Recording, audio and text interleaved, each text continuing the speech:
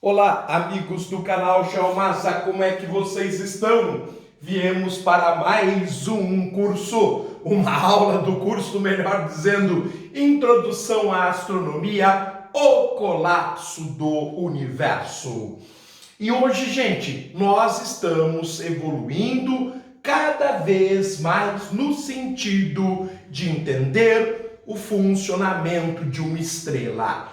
E ao entendermos o funcionamento de uma estrela, entenderemos como a matéria se comporta nestas condições extremas. Inclusive, hoje nós começamos a indagar se existe relação entre o tamanho, a massa de um corpo e o fato de ele produzir luz ou ele apenas refletir a luz.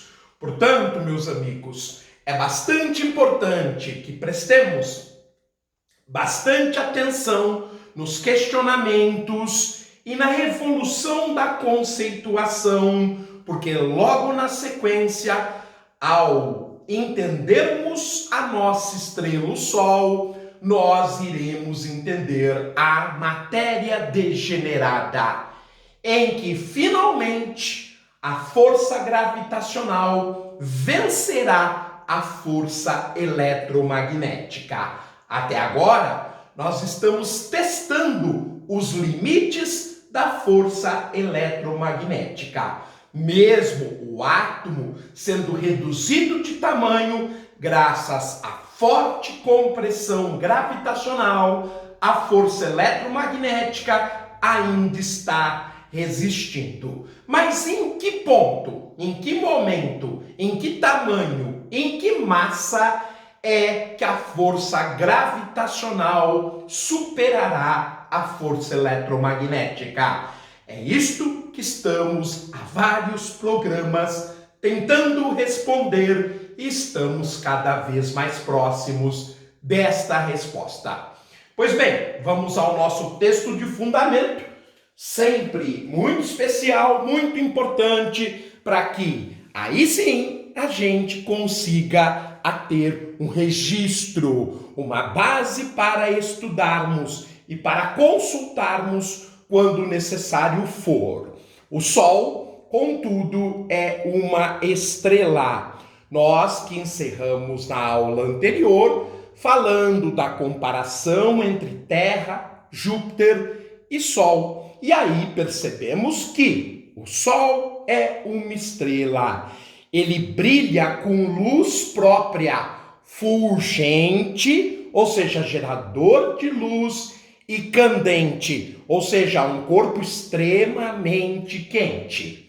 Será por coincidência que o Sol tem uma massa muito maior do que qualquer planeta que conheçamos e que também emita luz própria? Neste momento, o texto começa a indagar se há um limite de tamanho, um limite de massa em que um corpo seja planeta ou seja estrela.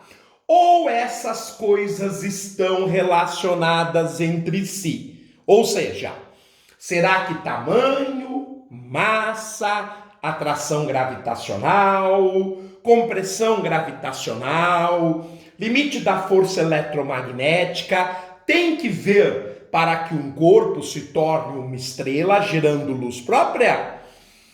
Poderíamos argumentar que o tamanho e a luz têm relação mútua e da seguinte forma: ao se formar, um mundo converte a energia cinética da queda de seus componentes em calor, como vimos anteriormente. Há vários programas nós falamos por quê? Que ao se formar os planetesimais e ao absorver a energia dos corpos em queda, isto tornava os seus núcleos quentes. Quanto maior o mundo, mais elevado será o calor interno, porque ele receberá mais corpos em queda que transferirão a energia cinética para a energia térmica no centro deste corpo. A Terra é incandescente, ou seja, o interior da Terra, a temperatura é muito alta. Em seu centro, algo em torno de 5.000 a 6.000 graus. E Júpiter é ainda mais quente, tanto que Júpiter, com maior massa, a temperatura interna do núcleo chega aos 10.000 graus Celsius. Mas nada disso se compara à temperatura, por exemplo, superficial do Sol, que é de 6.000 graus Celsius, e a temperatura de seu núcleo, que é de 15 milhões de graus Celsius. Pois bem, gente, hoje ficamos por aqui. Muito obrigado. Até a próxima.